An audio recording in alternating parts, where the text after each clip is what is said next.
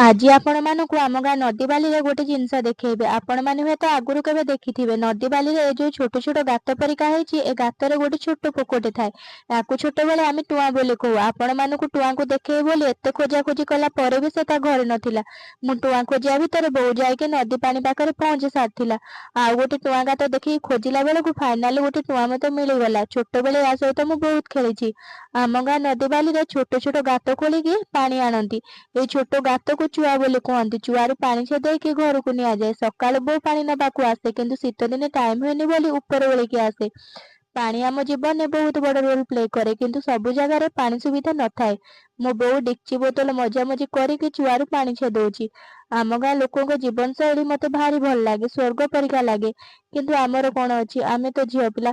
ଆମର ତ ଦିଟା ଘର ଦିଟା ଜୀବନ। ଆମ ଗାଁ ନଦୀଟା ନାଁ ହଉଛି ବ୍ରାହ୍ମଣୀ ନଦୀ। ଆପଣଙ୍କ ଆଡେ କୋଉ ନଦୀ ଅଛି କମେଣ୍ଟରେ ନିଶ୍ଚୟ କହିବେ।